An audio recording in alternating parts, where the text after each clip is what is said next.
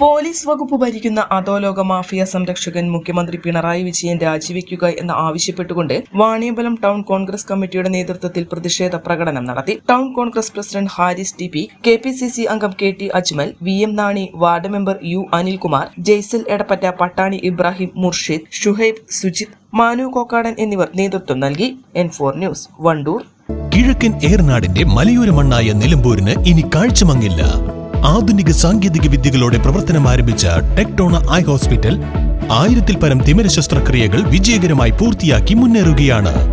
അത്യാധുനിക ചികിത്സാ സൗകര്യങ്ങൾക്കൊപ്പം വിദഗ്ധരായ ഡോക്ടർമാരും സേവന തൽപരരായ ജീവനക്കാരും ടെക്ടോണയെ മറ്റു നേത്ര ആശുപത്രികളിൽ നിന്നും വ്യത്യസ്തമാക്കുന്നു. തിമിര ശസ്ത്രക്രിയ, vitreoretina, cornea, paediatric ophthalmology, glaucoma, general ophthalmology, operation theatre, lab, pharmacy തുടങ്ങിയ നിരവധി വിഭാഗങ്ങൾ.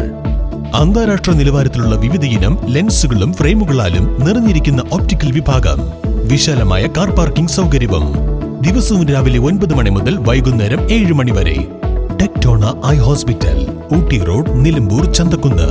ഫോൺ 9605221501, 0493 122 1501.